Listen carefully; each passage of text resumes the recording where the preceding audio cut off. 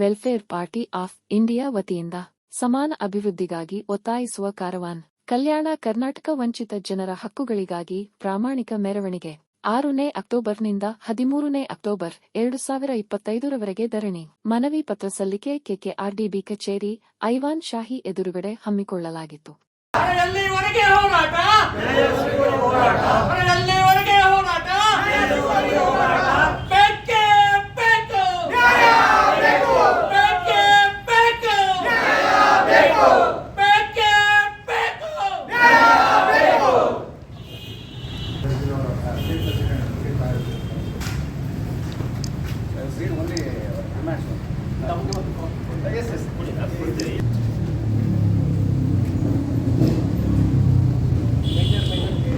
ಇದರಲ್ಲಿ ನಾವು ನಮ್ಮ ಜಾಥಾ 6ನೇ ತಾರೀಕಿಂದ ಪ್ರಾರಂಭ ಮಾಡಿ ಇವತ್ತು ಕಲಬುರಗಿಗೆ ಬಂದಿದೆ.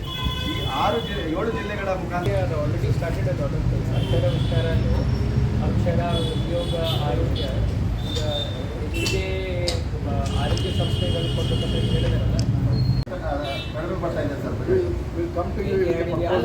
ಯಾರು ಸರ್ ಮಾಡ್ತಾ ಇರೋದು PWD ಮಾಡ್ತಿದ್ದಾರೆ, ಮೆಜಾರಿಟಿ PWD PWD ಅವರು ಹೇಳಿದ್ದಾರೆ ನಮ್ಮಲ್ಲಿ ಬಜೆಟ್ ಇಲ್ಲ, ಅದಕ್ಕೋಸ್ಕರ ನಮ್ಮ ಇನ್ಫ್ರಾಸ್ಟ್ರಕ್ಚರ್ ರೋಡ್ಸ್ ಏನಿದೆಯಲ್ಲ ಸರ್ ಅಲ್ಲ ಅವ್ರದ್ದು ಬಜೆಟ್ ಇಲ್ಲ ಅಂತೇಳಿ ಅವ್ರು ಹೇಳ್ತಿರ್ಬೇಕು. ಅದು ಬಿಟ್ಟು ನಮ್ಮಿಂದ ಈ ವರ್ಷನೂ 3 ಸರಿ ಸುಮಾರು 3,000 ಆಲ್ಮೋಸ್ಟ್ 3,000 ವೇಕೆನ್ಸೀಸ್ ಇದೆ ಸರ್. ವೇಕೆನ್ಸಿ ನಾವು ಮಾತಾಡಿರೋದು ಇವತ್ತು. ಇದು ವೆಲ್ಫೇರ್ ಪಾರ್ಟಿ ಆಫ್ ಇಂಡಿಯಾ ಕರ್ನಾಟಕದ ವತಿಯಿಂದ ನಾವು 6ನೇ ತಾರೀಕಿಂದ ಒಂದು ಜಾಥಾವನ್ನು ಪ್ರಾರಂಭ ಮಾಡಿದ್ದೇವೆ. ಆ ಜಾಥಾದ ಉದ್ದೇಶ ಕಲ್ಯಾಣ ಕರ್ನಾಟಕ ಭಾಗದ ನ್ಯಾಯಪೂರ್ಣ ಅಭಿವೃದ್ಧಿ ಆಗಬೇಕು ಅಂತ. ಈ ನಿಟ್ಟಿನಲ್ಲಿ 6ನೇ ತಾರೀಕಿಗೆ ಬಳ್ಳಾರಿಯಿಂದ ಪ್ರಾರಂಭ ಆದ ಈ ಜಾಥಾ ಕಲ್ಯಾಣ ಕರ್ನಾಟಕ ಭಾಗದ 7 ಜಿಲ್ಲೆಗಳನ್ನು ನಾವು ಸಾಗಿಸಿ ಇವತ್ತು ಕಲಬುರಗಿಗೆ ಬಂದಿದ್ದೇವೆ. ಇಲ್ಲಿ ಪ್ರತಿಭಟನೆ ನಡೆಸಿ ಕಲ್ಯಾಣ ಕರ್ನಾಟಕ ಪ್ರದೇಶ ಮಂಡಳಿಯ ಎದುರುಗಡೆ ಪ್ರತಿಭಟನೆ ನಡೆಸಿ ಈ ಜಾಥಾದ ಸಂದರ್ಭದಲ್ಲಿ ನಾವು ಜನರಿಗೆ ಸಂಪರ್ಕ ಮಾಡಿದಾಗ ಅಲ್ಲಿ ನಮಗೆ ಕಂಡಿದ್ದ ಏನು ಸಮಸ್ಯೆಗಳಿಂದ ಆ ಸಮಸ್ಯೆಗಳ ಪಟ್ಟಿ ಮಾಡಿ ಇವತ್ತು ಕಲ್ಯಾಣ ಕರ್ನಾಟಕ ಪ್ರದೇಶ ಅಭಿವೃದ್ಧಿ ಮಂಡಳಿಗೆ ನಾವು ತಲುಪಿಸಿದ್ದೇವೆ. ಒಟ್ಟಾರೆ ಸರ್ಕಾರ ಏನು ಅನುದಾನ ಕೊಡ್ತಾ ಇದೆ, ಅವ್ರು ಘೋಷಣೆ ಮಾಡ್ತಾ ಇದೆ ಇಲ್ಲಿ ಅಭಿವೃದ್ಧಿ ಆಗ್ತಾ ಇದೆ ಅಂತ. ವಾಸ್ತವದಲ್ಲಿ ಆ ರೀತಿ ಅಭಿವೃದ್ಧಿ ಆಗ್ತಾ ಇಲ್ಲ. ಇನ್ನೂ ಕೂಡ ರಸ್ತೆಗಳು, ಆಸ್ಪತ್ರೆಗಳು, ಶಾಲೆಗಳು ಮತ್ತು ಉದ್ಯೋಗದ ಸಮಸ್ಯೆ, ಸಾಮಾಜಿಕ ನ್ಯಾಯ, ಈ ಎಲ್ಲ ಸಮಸ್ಯೆಗಳು ಈಗಲೂ ಕೂಡ ಕಳೆದ 10 ವರ್ಷದಿಂದ ಹೇಗಿತ್ತು ಅದೇ ರೀತಿ ಈಗಲೂ ಕೂಡ ಆ ಸಮಸ್ಯೆಗಳು ಇದೆ. ಹಾಗಾಗಿ ನಾವು ಸರ್ಕಾರಕ್ಕೆ ಕೇಳ್ತಾ ಇರುವಂತದ್ದು, ಹೇಗೆ ಅರ್ಧ ಕರ್ನಾಟಕ ಭಾಗಕ್ಕೆ ನೀವು ನ್ಯಾಯಪೂರ್ಣ ಅಭಿವೃದ್ಧಿ ಮಾಡ್ತಾ ಇದ್ದೀರೋ ಈ ಭಾಗಕ್ಕೂ ಕೂಡ ಅದೇ ರೀತಿಯಲ್ಲಿ ಅಭಿವೃದ್ಧಿ ಆಗಬೇಕು, ಇಲ್ಲಿನ ಎಲ್ಲಾ ಬೇಡಿಕೆಗಳು ಕೂಡ ಪೂರ್ಣಗೊಳ್ಳಬೇಕು ಅಂತ ಈ ಜಾಥಾವನ್ನು ಹೊರಟಿರುವಂತದ್ದು. ಒಂದನೇದಾಗಿ ಜನಜಾಗೃತಿ ಮೂಡಿಸಬೇಕು, ಜನರಲ್ಲೂ ಕೂಡ ಸರ್ಕಾರಕ್ಕೆ ನೀವು ಪ್ರಶ್ನೆ ಮಾಡಬೇಕು, ನಿಮಗೆ ಸಿಗಬೇಕಾದ ಏನು ಹಕ್ಕಿದೆ ಅದಕ್ಕಾಗಿ ನೀವು ಪ್ರಶ್ನೆ ಮಾಡಬೇಕು ಮತ್ತು ಈ ಭಾಗದ ರಾಜಕಾರಣಿಗಳಿಗೆ ಮತ್ತು ಸರ್ಕಾರಕ್ಕೆ ಎಚ್ಚರಿಕೆ ನೀಡಲಿಕ್ಕಾಗೂ ಕೂಡ ಈ ಜಾಥಾ ನಾವು ನಡೆಸ್ತಾ ಇರುವಂತದ್ದು. ಏನಂದ್ರೆ ಈ ರೀತಿ ಜನರನ್ನು ಮೂರ್ಖರನ್ನಾಗಿ ಮಾಡಿಸುವಂತದ್ದು ನೀವು ನಿಲ್ಲಿಸಬೇಕು ಮತ್ತು ಆದಷ್ಟು ಬೇಗ ಸರ್ಕಾರ ಎಲ್ಲಾ ಸಮಸ್ಯೆಗಳನ್ನು ಪರಿಹರಿಸಿ ಈ ಭಾಗಕ್ಕೆ ನಿಜವಾದ ಅಭಿವೃದ್ಧಿ ಮಾಡಬೇಕಂತ ನಮ್ಮ ಜಾಥಾದ ಉದ್ದೇಶ. ಕೆಕೆಆರ್ಡಿಬಿ ಯಾಕಂದ್ರೆ ಇದು ಒಂದು ವಿಶೇಷ ಸಂಸ್ಥೆ. ಈ ಭಾಗಕ್ಕೆ ಆರ್ಟಿಕಲ್ 371 ತಂದಿದ್ದು ಯಾಕಂದ್ರೆ ಈ ಭಾಗದಲ್ಲಿ ಅಭಿವೃದ್ಧಿ ಆಗ್ತಾ ಇಲ್ಲ, ಇದಕ್ಕೆ ಸರಿಯಾಗಿ ನೋಡ್ಕೋಬೇಕು, ವಿಶೇಷವಾಗಿ ನೋಡ್ಕೋಬೇಕಂತ. ಹಾಗೆ ನೋಡಿದ್ರೆ ಇಡೀ ರಾಜ್ಯದಲ್ಲಿ ಬಜೆಟ್ ಬರುತ್ತೆ, ಎಲ್ಲ ರಾಜ್ಯ ಇದರಲ್ಲೂ ಕೆಲಸ ಆಗ್ತಾ ಇದೆ. ಆದ್ರೆ ಇಲ್ಲಿ ವಿಶೇಷ ಒಂದು ಮಂಡಳಿಯನ್ನು ರಚನೆ ಆದ ನಂತರವೂ ಕೂಡ ಇಲ್ಲಿ ಅಭಿವೃದ್ಧಿ ಆಗೋದಿಲ್ಲ ಅಂದ್ರೆ ಮತ್ತೆ ಪ್ರಶ್ನೆ ಮಾಡಲೇಬೇಕಾಗತ್ತೆ ಮಂಡಳಿಗೆ. ಹಾಗಾಗಿ ನಾವು ಈ ಕಲ್ಯಾಣ ಕರ್ನಾಟಕ ಅಭಿವೃದ್ಧಿ ಪ್ರದೇಶ ಮಂಡಳಿಗೆ ಪ್ರಶ್ನೆ ಮಾಡ್ತಾ ಇರುವಂತದ್ದು ಮತ್ತು ಅವರಿಗೆ ಎಚ್ಚರಿಕೆ ನೀಡ್ತಾವೆ.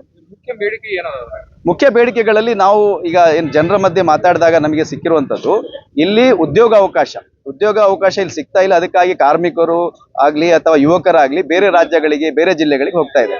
ಇಲ್ಲಿ ಉದ್ಯೋಗ ಅವಕಾಶ ಹೆಚ್ಚಿಸಬೇಕು. ಅದೇ ರೀತಿ ಸಣ್ಣ ಮತ್ತು ದೊಡ್ಡ ಕೈಗಾರಿಕೆಗಳು ಕೂಡ ಸ್ಥಾಪನೆ ಮಾಡಬೇಕು. ಈಗ ಇಡೀ ಕರ್ನಾಟಕದಲ್ಲಿ ಸುಮಾರು 18 ಲಕ್ಷ ಕೈಗಾರಿಕೆಗಳಿದ್ದಾವೆ, ಸಣ್ಣ ಮಟ್ಟ ಕೈಗಾರಿಕೆಗಳು. ಅದರಲ್ಲಿ ಈ ಭಾಗದಲ್ಲಿ ಇರುವಂತದ್ದು ಕೇವಲ 1.94 ಲಕ್ಷ, ಅಂದ್ರೆ ಕೇವಲ 11% ಮಾತ್ರ ಇದೆ. ಇಲ್ಲಿ ಕೈಗಾರಿಕೆ ಮತ್ತು ಹೂಡಿಕೆ ಏನಿದೆ ಅದು ಹೆಚ್ಚಿಸಬೇಕನ್ನೋ ಕೂಡ ನಮ್ಮ ಬೇಡಿಕೆ ಇದೆ. ಅದೇ ರೀತಿ ಇಲ್ಲಿ ಆಸ್ಪತ್ರೆಗಳು ಎಲ್ಲಾ ಜಿಲ್ಲೆಗಳಲ್ಲಿ ಮಲ್ಟಿ ಸ್ಪೆಷಾಲಿಟಿ ಆಸ್ಪತ್ರೆ ಆಗಬೇಕು ಮತ್ತು ಆಸ್ಪತ್ರೆಗಳಲ್ಲಿ ವೈದ್ಯರ ಕಾಯಂ ನೇಮಕ ಆಗಬೇಕು ಅಂತಾನೂ ಕೂಡ ನಮ್ಮ ಬೇಡಿಕೆ ಇದೆ. ಮತ್ತು ಶಿಕ್ಷಣದ ಗುಣಮಟ್ಟ ನಾವು ಪ್ರತಿ ವರ್ಷ ನೋಡ್ತೇವೆ, SLC ಮತ್ತು PUC ಫಲಿತಾಂಶ ಬಂದಾಗ ಈ ಭಾಗದ ಜಿಲ್ಲೆಗಳು ಅತ್ಯಂತ ಹಿಂದೆ ಇರ್ತವೆ. ಸೊ ಅದಕ್ಕೆ ಕಾರಣ ಏನಂದ್ರೆ ಇಲ್ಲಿ ಕಾಲೇಜ್ಗಳಲ್ಲಿ ಅಥವಾ ಯೂನಿವರ್ಸಿಟಿಗಳಲ್ಲಿ ಮತ್ತು ಪ್ರಾಥಮಿಕ ಶಿಕ್ಷಣ ಇದರಲ್ಲಿ ಶಿಕ್ಷಕರ ನೇಮಕ ಬಾಕಿ ಇದೆ. ಸರ್ಕಾರದ ಅಂಕಿಅಂಶದ ಪ್ರಕಾರ 80,000 ಏನು ಇವತ್ತು ಸರ್ಕಾರಿ ಹುದ್ದೆಗಳು ಈ ಭಾಗದಲ್ಲಿ ಖಾಲಿ ಇದಾವೆ. ಅದರಲ್ಲಿ ವಿಶೇಷವಾಗಿ 22,000 ಟೀಚರ್ಸ್ಗಳ ಹುದ್ದೆ, ಶಿಕ್ಷಕರ ಹುದ್ದೆ ಇಲ್ಲಿ ಖಾಲಿ ಇದೆ. ಸೊ ನೀವು ಮೊದಲೇ ಶಿಕ್ಷಕರ ಹುದ್ದೆಗಳನ್ನು ಭರ್ತಿ ಮಾಡಿದ್ರೆ ಇಲ್ಲಿ ಶಿಕ್ಷಣದ ಗುಣಮಟ್ಟವು ಕೂಡ ಹೆಚ್ಚಾಗುತ್ತೆ ಅಂತ ಕೂಡ ನಮ್ಮ ಬೇಡಿಕೆ ಇದೆ.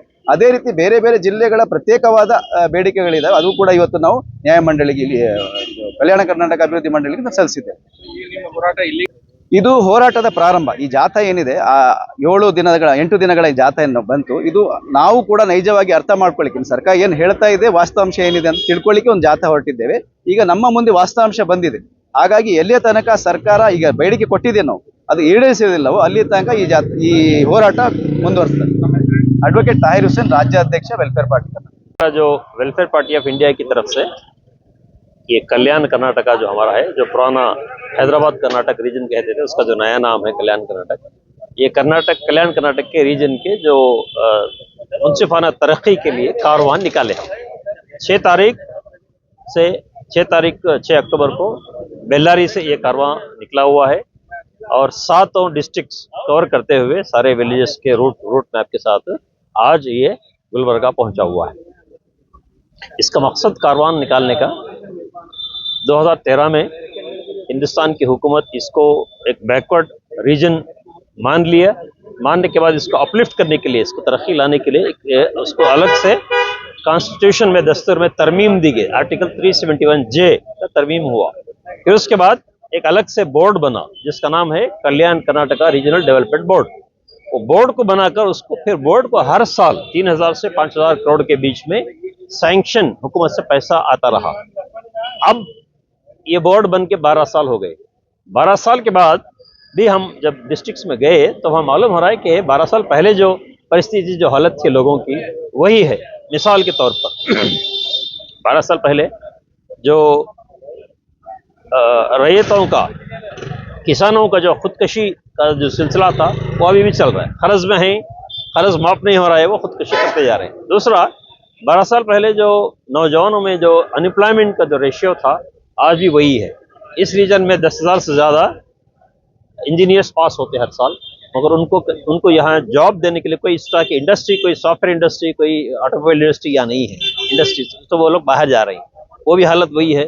तीसरा, यहाँ मेडिकल फैसिलिटीज जो होना चाहिए, मिसाल के तौर पर कम्युनिटी हेल्थ सेंटर यहाँ पर 400 चाहिए, 100 की तादाद चाहिए था, उसमें 50 पर 2 हेल्थ सेंटर्स हैं। प्राइमरी हेल्थ सेंटर हमारे हिसाब से 400 से ज़्यादा इस रीजन को चाहिए, मगर 350 पर 2 रीजन। इस तरह मेडिकल में भी इनसफिशियंट हॉस्पिटल है। स्पेशलिस्ट हॉस्पिटल डिस्ट्रिक्ट में नहीं है और इंडस्ट्रीज यहाँ नहीं है। और यूथ्स के लिए जो एम्प्लॉयमेंट करना था वो एम्प्लॉयमेंट का मसला नहीं। ये सारे मसाइल वैसे ही हैं। तो हमारी party welfare party of India लोगों के बीच जाकर, हर एक डिस्ट्रिक्ट, हर एक गाँव में जाकर इसका अवेयरनेस, इसके बारे में जो है उनको जागृति देकर एक इनकलाब हम शुरू कर रहे हैं। और हम आज इस आखिरी दिन में ये कर्नाटक जो के जो है कल्याण कर्नाटका रीजनल जो बोर्ड है, बोर्ड के हमारे चेयरमैन को आज हमने एक मेमोरेंडम भी दिया है और ये हमारे जो भी डिमांड्स हैं उनके सामने रखा है। और जब तक हुकूमत ये जो 25,000 करोड़ सैंक्शन हुई इससे 12 साल से पहले, 12 साल में वो पैसा कहाँ गया, जब तक अवाम के सामने नहीं लाती, कोई ऑन ग्राउंड तरक्की नहीं दिखाती, कोई अपना सीरियसनेस, संजीदगी नहीं दिखाती, ये हमारा इनकलाबी कारवां जारी रहेगा, हमारी कोशिश जारी रहेगी। आपका नाम? Habibullah Khan, state vice president, welfare party Karnataka. Welfare party of Karnataka की जानिब से कल्याण कर्नाटका रीजन के डेवलपमेंट के लिए एक जाथा जो बेल्लारी से गुलबर्गा के लिए निकाला गया था, यह एक पूरे कल्याण कर्नाटका की तारीख का ऐसा पहला जाथा है जिसमें पूरे मेन स्ट्रीम पॉलिटिकल पार्टियों ने अपने पॉलिटिकल माइलेज के लिए इसका फंड को यूटिलाइज किया और इस रीजन को 12 साल के बावजूद भी वो पीछे ही छोड़े। इस रीजन का तरक्की नहीं हुआ, इस रीजन में बसने वाले स्टूडेंट की एजुकेशन अपलिफ्ट नहीं हुई, इस रीजन में काम करने वाले इंजीनियर्स की और इनके काम करने वाले टेक्नीशियंस की और जो नौजवानों की, ग्रेजुएट्स की एम्प्लॉयमेंट का कोई सामान इसमें नहीं हुआ। साथ ही साथ एग्रीकल्चर की लोगों की जो आय ज़्यादा हो जाना चाहिए था, यहाँ 3 रिवर्स होने के बावजूद भी यहाँ पर एग्रीकल्चर का मिसमैनेजमेंट होता है, किसानों की सही फसल नहीं निकाल पाते, उन लोगों को फैसिलिटीज़ भी यहाँ नहीं दी गई। और साथ ही साथ इस इलाके के दरमियान में जहाँ हम देखते हैं कि एजुकेशन का जो परफॉर्मेंस होना चाहिए था, कि आज भी गुलबर्गा जो लीस्ट एजुकेशनल सिस्टम में पड़ा है। क्या वजह है? ये जितना एजुकेशन के लिए पहले यहाँ यूनिवर्सिटी थी, यहाँ MS के मिल के नाम पर यहाँ पर जो कायम थी, ABB ये फैक्ट्री थी, जो वहाँ बंद की गई, उसके बदले में दूसरी फैक्ट्रीज को यहाँ नहीं लाया गया। हम चाहते हैं कि ये कर्नाटक, कल्याण कर्नाटका रीजन जो एग्रीकल्चरली और माइनिंग्स के अंदर बहुत ही रिच है, इस माइनिंग्स के ज़रिए से यहाँ पर आयरन की फैक्ट्री लगाई जा सकती है। ग्रेनाइट्स निकाले जाते हैं इलकल से, और वहाँ पर भी उसकी फैक्ट्रीज के ज़रिए से उसको डेवलप किया जा सकता है। और साथ ही साथ यहाँ गुलबर्गा इस रीजन में, रायचूर रीजन में चावल और कॉटन निकलता है, लेकिन यहाँ का कॉटन हम यहाँ उसको इंडस्ट्री में कन्वर्ट करने में नाकाम रहे हैं। तो मैं चाहता हूँ, हम सब वेलफेयर पार्टी इस बात डिमांड करती है कि इस इलाके का डेवलपमेंट अगर आप चाहते हैं तो संजीदगी के साथ, सीरियसनेस के साथ एडमिनिस्ट्रेशन को, शासन को और साथ में जो यहाँ पॉलिटिशियंस को, इसको आगे बढ़कर एक मजबूत प्लान बनाकर इस इलाके को डेवलपमेंट करने का प्लान बनाएं। और हुकूमत से मुतालबा करते हैं कि जो हज़ारों करोड़ रुपए का बजट आ रहा है, इसको इस इलाके की तरक्की के लिए इस्तेमाल करें। कल्याण कर्नाटका का जब भी फायदा हम सबको पहुंचेगा, वरना हमारे लिए सिर्फ और सिर्फ ये पेपर और एक रोड और नाली तक ही सीमित रहकर हमारा इसमें लाभ नहीं होगा। Thank you. मैं Mujahid Pasha, welfare party state vice president.